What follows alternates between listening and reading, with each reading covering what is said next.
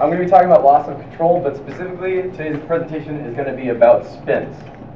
Before we get into it, who am I? I know just about all of you, so you can plug your ears if this is redundant. I'm an ERAU Beach graduate in 2015. Right after I graduated, I realized, from here on out, I have to decide if I'm going to go to the airlines, the military, or something else. But the only thing that was in my head at the time was, I want to fly upside down, teach people how to fly upside down. Someday I want to do that in turbines, because that sounds like the coolest thing in the world. Turbine part hasn't quite happened yet, but who knows, in the future maybe it will. I joined BSU Aviation in 2015. Thanks, Lauren. Hope it wasn't a mistake. I'm a NAVI Associate Master CFI. There you go, Joe. There's a credential. There's a company that credits me as that. Recently became a gold seal CFI. In 2017, I was an outstanding flight instructor from AOPA, and then 2018, I was a distinguished flight instructor. Trying to fight Jason Shepard still and take the title. 3 weeks ago, I was named Boston Phystos Flight Instructor of the Year, and I'm a spin junkie. I live for this. You get me in an airplane that can spin, and I'll probably ask you, as long as you're in the proper category, to do it. So we're kind of going to take a leap throughout history of spins, then we're going to get through the aerodynamics, the recovery techniques, and everything else. I think it's really neat how people don't really know how spins became understood as well as they are today. Up until the 1970s, spins were not well understood, but the recovery technique we use today in our 172 was discovered long before that. In 1912, by Lieutenant Wilfred Park, in an act of desperation as his airplane was spiraling towards the ground in the traffic pattern, no less, he became accidentally the first person to recover from a spin, leveled off at 50 feet, rejoined the pattern, and landed. There was a whole series of aircraft commanders and bystanders watching this event, and he was then dubbed as the first person to have recovered from a spin. Since Wilfred Park successfully recovered from a spin, pilots' fascination and their misunderstanding of spins has been increasingly apparent, and still loss of control serves as our #1 cause of fatality throughout the contiguous United States. Just a fun fact, spins used to be required for almost every practical test under the Civil Aeronautics Authority, the CAA, but once the Federal Aviation Agency and administration was formed, it was removed from every practical test except for the CFI check ride. So if any CFIs in here, know your spins. So before we get into it, here's a review of basic stalls. If you can't see it, I will enhance. For those who are CFIs, if you can plug your ears, but the measurements from your wing's leading edge being the front part of the wing, the trailing edge, which is the trailing edge of the wing, is known as chord line.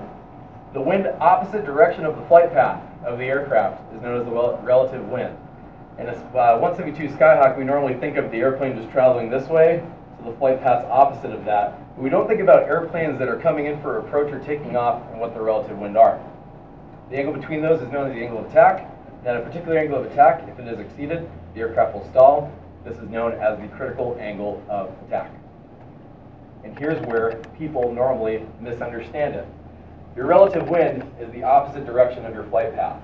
If you were this airplane, out of Wolfgang's book called Stick and Rudder, on a downward trajectory, you would think, hey, that airplane's traveling downwards. It's going to increase in airspeed. Chances are it's probably not going to stall. Well, opposite of its flight path is its relative wind. And even if this airplane pitches up only a few degrees, even though it's traveling downward, it can stall and exceed its critical angle of attack. What matters most is the relative wind, although airspeed is somewhat important, and we've all seen stalls in almost straight and level flight where the airspeed decays and we do a little buffet, we go down, push the lawnmower throttle in, and now we're back. And that's why Brandon Johnson is still with us. One more thing here. Where this understanding could have come in handy was for this F-16 pilot back in 2004, where he was doing what maneuver called a half Cuban 8.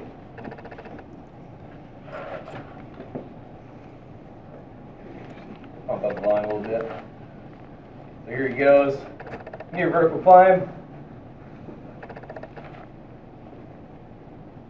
He's going to roll over into a half Cuban 8. Rolling over. Notice he's on a downward flight trajectory. His relative wind is opposite of him, and he keeps increasing his pitch angle. Keeps increasing it, loses lift, has to eject, punch out. He was fired from his position as aircraft commander after this because he forgot a basic flight principle. 1, set your altimeter. 2, if you're on a downward trajectory and you keep pitching up, that does not equate to lift. He stalled the aircraft and was forced to eject.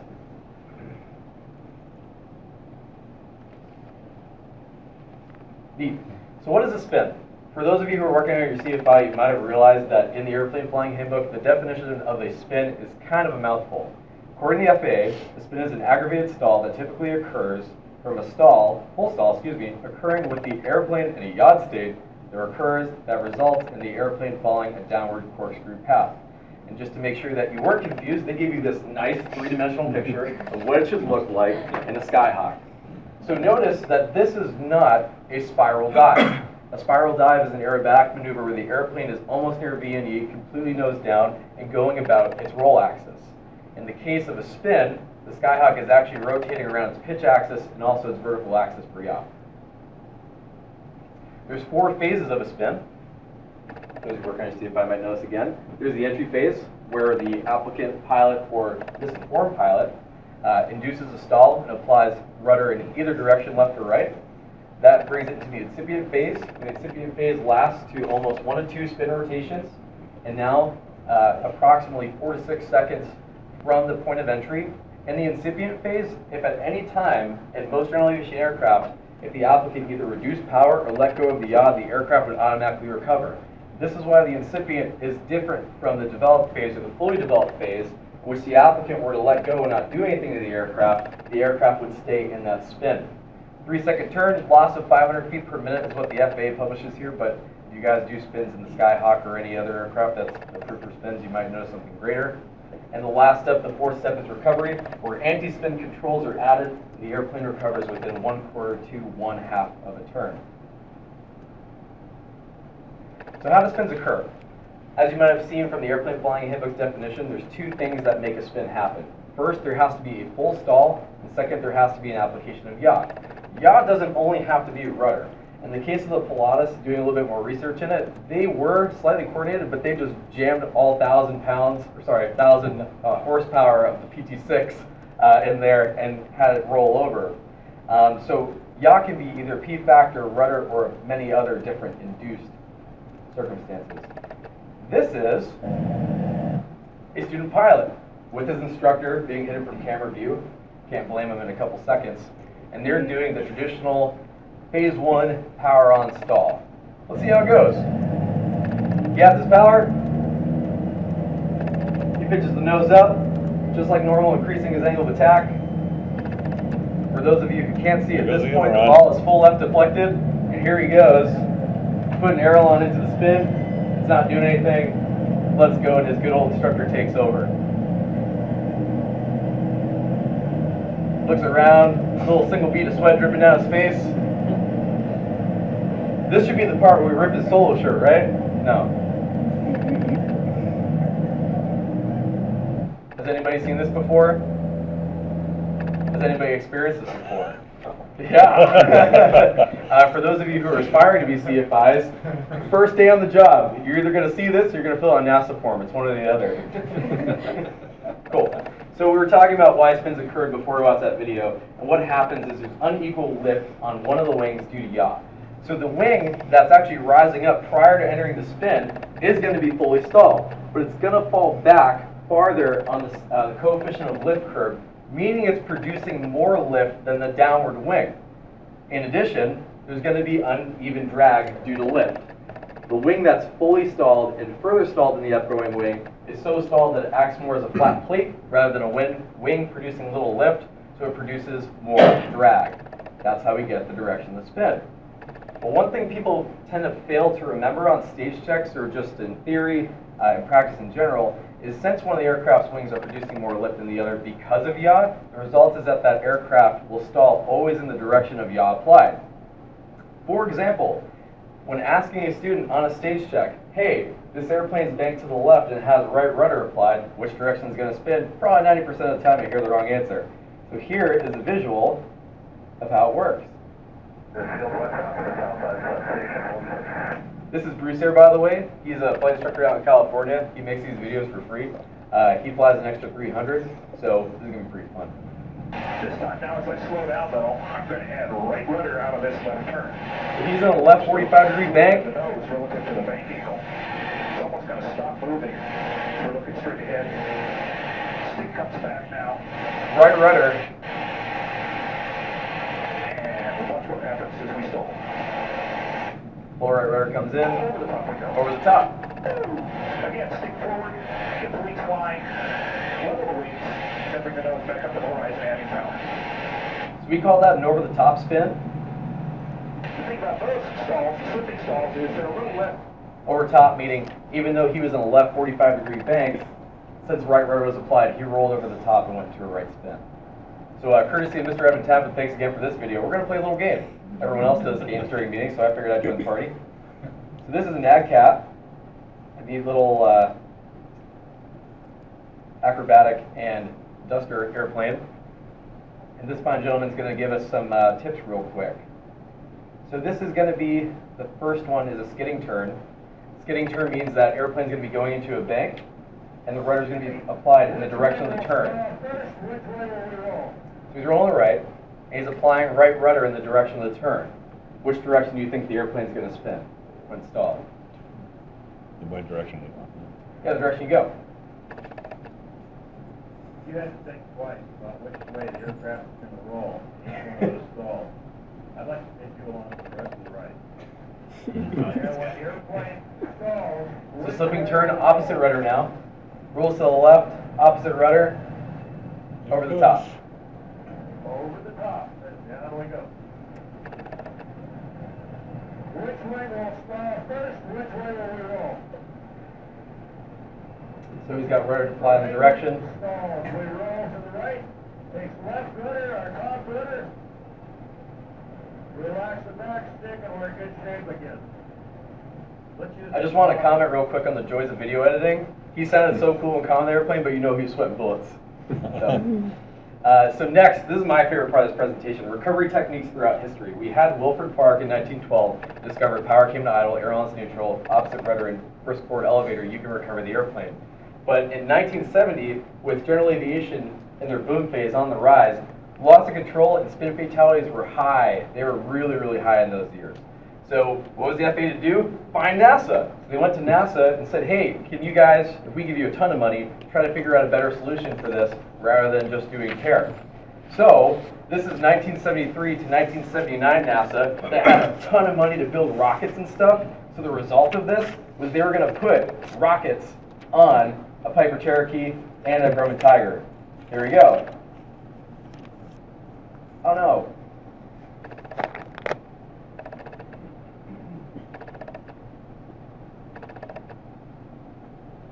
Sorry, it's kind of hard to get the video.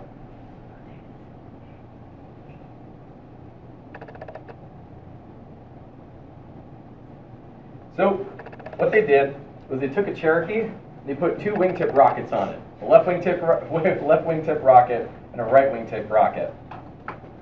The goal of this was to see if you put rockets on a general aviation airplane and gave it to some guy at Mansfield, were the rockets more effective at spin recovery than pair? So you might have seen some flare go out there. They added pro-spin rocket, and then they started firing the retro rockets off to see if they increased the drag on the opposing wing, would the airplane recover in a timely fashion. But that's not it. NASA's budget was limitless at this point. So they were like, you know what? I like parachutes. The shuttle likes parachutes. Let's put a parachute on it.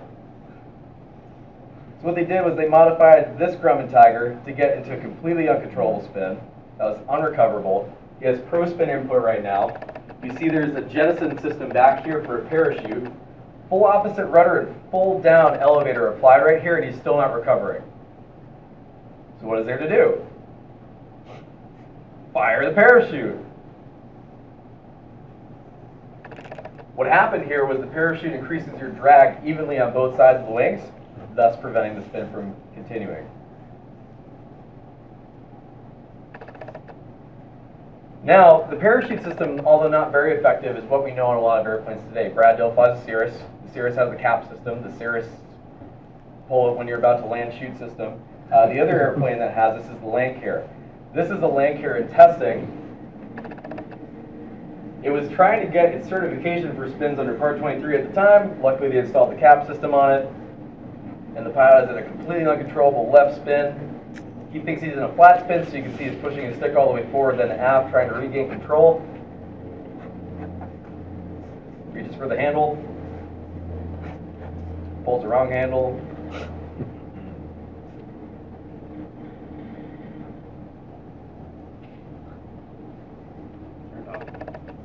love the Skyhawk. So he goes, he reaches for the handle. Right out of the cowling, about parachute's going to fire off. Increases total drag on the aircraft. His spin rotation starts to slow down.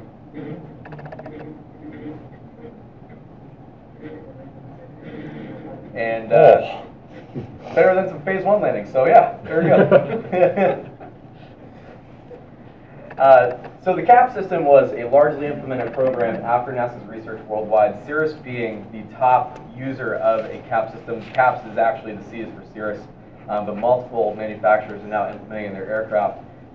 Just a side note, under 23.221, the Cirrus was going under spin testing for this reg, and it was found to be unrecoverable. So through a series of waivers, they found out, hey, if we put a parachute on this thing, it will be approved for general aviation use. Makes you feel nice and safe, right? So the result of NASA's testing was that while the theory of rockets were great and the spin chute and the ventral fins that they put on some light GA aircraft seemed to work pretty well, the techniques were not more effective than Wilson Park's accidentally discovered technique, which yet again was power to idle, ailerons neutral, rudder opposite the spin direction, and elevator briskly forward. We know that, and we recite it on a daily basis. Every time we do a stage, every time we train, every time we're flying with our instructor, we're probably going to get asked about it, but we don't usually get asked why it works. And why it really works for our types of airplanes is just the aerodynamic design of the airplanes themselves. In most general aviation aircraft, added power increases your angle of attack, and a decrease in power lowers your angle of attack. This is dependent on the thrust line, and if you're in the commercial ground school, definitely hit up your instructor for a lesson on thrust lines. But an increase in power will also increase the flow of air over your wings and also increase your tail downforce. It will prolong the spin because you are furthering yourself into a stall, and it will create a situation where it's harder to recover from the stall. Also, high angles of attack at full power, we're adding yaw, right? So if we're in a left spin and we're adding even more yaw, is that going to be a good time? Think your passenger is going to be happy with that? Good, cool. Ailerons. Since the aileron's wings are fully stalled past the critical angle of attack, the ailerons are less effective, making them a greater producer of drag than lift. So if we're adding drag on either side of the wing, is that going to make the spin recover faster? No, it's going to prolong the spin rotation. So do you really want to increase lift or drag on wings that are fully stalled? No, and that's why we keep the ailerons in our planes to neutral. Rudder, to spin, you need yaw to enter the spin, right? Yeah, all right, lots of head shaking, good. So it should seem apparent that you need yaw to exit the spin. The wings are stalled, which make the ailerons less effective. However, there's a steady flow of air moving over certain portions of the rudder and the elevator, such as this. I gotta give Christy credit for this. Christy actually sent me this book a long time ago. This is T6 Aerodynamics T34 for naval aviators. However, it shows a T37 tweet because they just don't update their text. But this is a T37 tweet, a Cessna brand, in a right-turning spin. And what they did for their military aviators was they showed where the relative wind actually struck the elevator and the rudder as an airfoil. When you're in a right spin, you have a high relative wind coming from up. So if you applied more right rudder, you'd be gaining lift out this way. Whereas if you were spinning, rudder was flat, you wouldn't be increasing or decreasing your lift. But if you're spinning to the right, you added from this relative wind left rudder, you would stop the spin rotation because you're adding lift in the proper direction. Another picture that people don't usually see is what the rudder looks like as a result of the elevator stalling and a spin. This black area up here shows your usable rudder area, which is not much. So if it's black, it's stalled, and if it's still white, it's actually effective. Notice that in the newer swept back tail model Skyhawks versus the dolphin tail, the rudder is less effective in spin recovery. The elevator. Even with little airspeed available, increasing the back pressure on the elevator can increase your AOA. Your wings are past the full stall. However, that increase in tail downforce can actually rise your aircraft momentarily. You may stall the aircraft even further, prolonging the effect of the spin. So in a spin, you apply a brisk forward elevator to prevent the aircraft from furthering the stall. Once recovered from the spin, add back pressure without inducing an accelerated stall. And when we do like CFI spins here for our new instructors, I see this really neat, like slow pull out with a loss of about 400 feet before they say, hey, I'm recovered. But aerobatic instructors as well as upset recovery providers tell people to not do that, because as long as you're not inducing an accelerated stall and putting yourself in another spin, that back pressure should be nearly immediate and really strong. Because if you're still spiraling towards the ground, you get out of the spin and you're just slowly dancing and coming back on the elevator, you're continuing your trajectory towards the ground. Do we want to go towards the ground? No. No. Cool. All right. I want to do the Evan college, yeah. But I'm not going to do that. I like that one. So we know pair. We love pair. You know, I eat a pair and I say, you know, power, aileron, rudder, elevator. But some aircraft actually use different types of spin technique recovery. For example, the Beggs-Mueller recovery technique is exclusive to the Pitt special aircraft for aerobatics. And the Beggs-Mueller recovery technique is literally power to idle, hands off the stick or yoke. You just take it and raise it up to the sky, and then opposite rudder. What this does is by inducing yaw with the rudder, the ailerons come near neutral. And by doing that and letting go of the stick, the student won't freak out and do what we saw with that power on stall video where the guy just put right aileron in and said, please save me for the love of God. So this is the Beggs-Mueller technique in action. This is the Pitts S2. We do a spin to the left.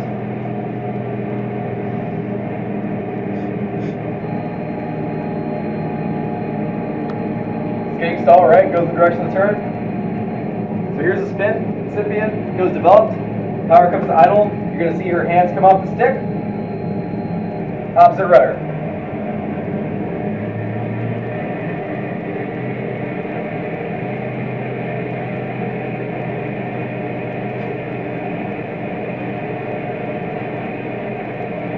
Sometimes you just have to let it go. Multi-engine issues. So, who here is going to be doing the commercial multi-course, or is a multi-engine pilot, or is an MEI? Raise your hand. Yeah, there's a lot of you. So tell me this. I won't let it play to the end because you might have seen this before, but is this a spin? Airplane on takeoff.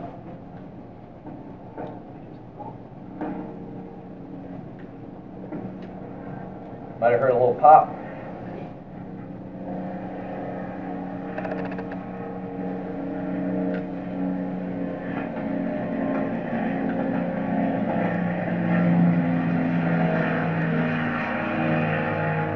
Let's think.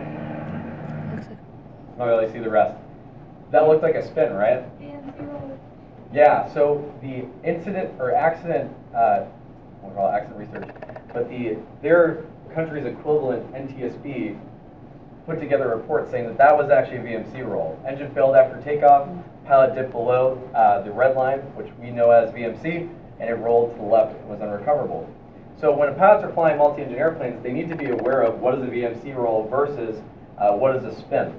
But to keep it somewhat short and stay on time, spin recovery for light twins is power to idle, ailerons neutral, rudder opposite direction of the spin, and then elevator forward briskly to recover from the spin. But if that spin remains unrecoverable and they're in a left turning spin, they're to add power on the downward deflecting wing, or in this case the left engine, to increase airflow over the wing, to increase drag over the wing, or sorry, decrease drag over the wing, and get that airplane to straighten back up. An increase in power will increase airflow over the wing, which will increase lift. Effects of an FCG. Who here has already done spins? Has your instructor by chance put anything in the back? Good. Compliance check right there. You all said no. Good. If you guys ever fly a tandem seat aircraft, or if you become an aerobatic pilot, when you fly with a larger flight instructor, you start thinking, oh man, I'm probably going to have to fly forward stick in this one. Because the effects of AFCGs are so great on airplanes that most light general aviation airplanes that get into a spin with an AFCG are unrecoverable. First, when we talk about spins, we like to present the fact that there is a spin axis at which the spin occurs. Most notably around the CG, but predominantly around the yawing axis, the vertical axis. With an AFCG, the aircraft usually ends up at a higher pitch attitude during the spin. The length of the arm between the CG, the elevator, and the rudder are shorter, making them less effective, and this delays spin recovery. So, you know if it's from Live Leak, it's going to be a good video. This is a super decathlon, just like the one that we have up at East Coast. And this guy's going to get himself into a spin. You got to clear the area first, though. You know? That's how it works. Just one big clearing turn. Charlie Delta. to start bringing his nose up, increasing his angle of attack.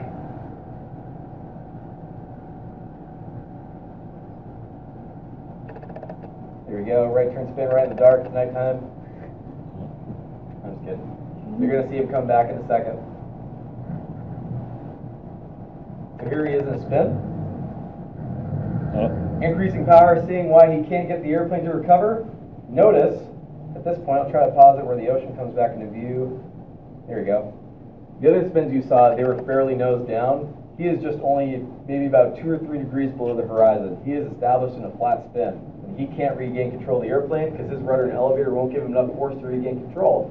Engine quits. He spins towards the ground. They survived this, by the way. Everyone besides one survived in this whole presentation. The guy in the back might be poking him and saying, hey, get the stick pull forward so you can break the stall. And that's what he did. Hit the starter. Yeah, right. You would hope. Unfortunately, old Glidey over here decided to glide to the marshlands of what seems to be Florida. Hope there's no alligators. Thanks. And then away he goes. So it's not as simple as with the normal spin recovery where you just apply brisk forward elevator. You have to go full with the stick all the way in to break that stall, regain control, and then apply anti-spin inputs. Just to the next point, unstable and jet category spins. You don't really think about larger jets spinning, but hey, there's a chance for everything, right? The example I like to use is the T-38 because Ryan Gregoire was kind enough to give me the manual of the T-38, and you can look at it afterwards if you'd like. In the emergency procedures section of the T-38, it says the primary anti-spin control is the aileron. What? And it is imperative that full aileron deflection be held during the spin recovery. This is pro-spin aileron, by the way, so it's not opposite spin. So what NASA do, they took it upside down, they spun it 40,000 feet because NASA's got unlimited funding. You're all NASA, right?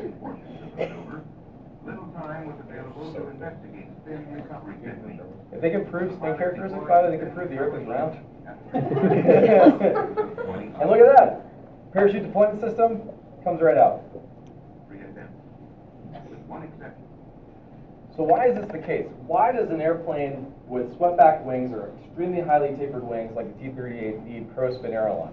Well, a lot of highly tapered wings, and not so much today, but a lot of highly tapered wings in the past actually didn't have differential ailerons. So if you put pro-spin aileron into the deflection of the spin, the resulting adverse yaw would help stop the rotation. Rudder is still used in an anti-spin fashion, but sometimes also an aft stick is required to bring a large transport category jet away from its axis of rotation. So sometimes it's really imperative that you read the POH. You might someday go to a different job and you'll be in the sim course and they'll say, hey, you know, you're spinning, what do you do? And you're like, oh, pair. Well, sometimes that's not quite the case. Another common misunderstanding of what the instruments are to say in a spin. Up until, I believe, 2 decades ago, the FAA, in one of their publications, said if you are in a spin, you are to look at the ball in the inclinometer, and that is to note the direction in which you are spinning. However, they've updated that in more recent years to say do not trust the turn coordinator and do not trust the attitude indicator because they are spinning gyro instruments in the spin. I'll make this a little bit larger. What's going on here is this is the difference between a spiral dive and a spin. The spiral dive, your speed indicator is showing that you're right near V and E. You're a left turning spin, which could be left or right. Hey, Chris. In a spin, you are fully stalled, and the other indications are the same. Through research, what we found, and you can experience this if you fly the 152 Aerobat, is your turn coordinator is actually going to display what it feels like when it's placed on either side of the instrument panel. William Kirshner, by the way, wrote a really good book on this. If you have the flight instructor's manual, it goes all into this. But if your turn coordinator or slip and spin indicator is on the left side of the airplane in a stabilized spin, it is going to show that the ball is to the left. And if you're in a stabilized spin and your inclinometer is stationed on the right, it's going to show you're spinning to the right. So, lesson from this, do you want to trust the turn coordinator when you're in a spin? No. Good.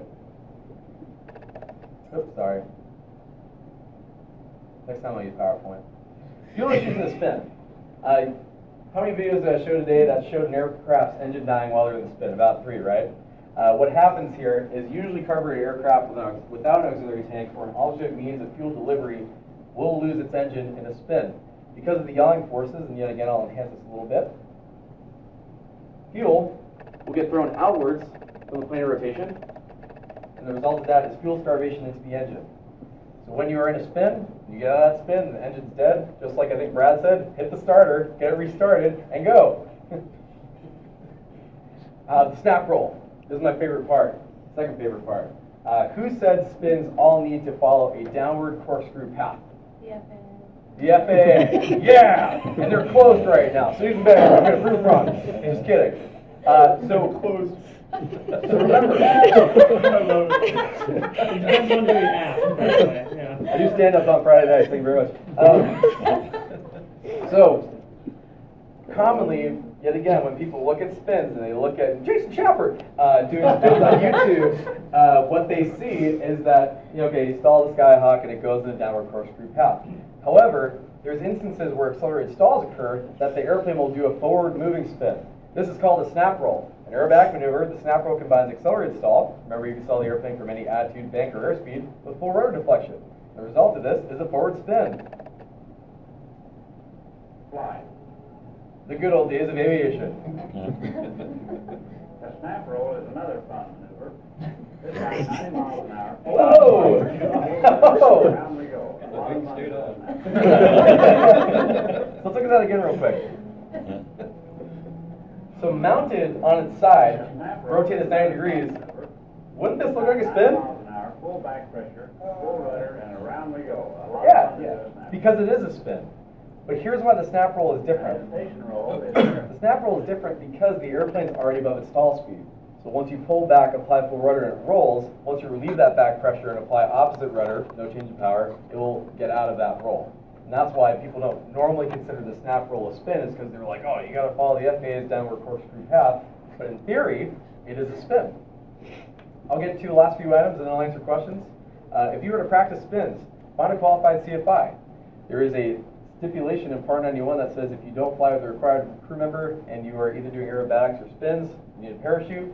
So make sure you're compliant with the requirements of Part 91, 303, and 305.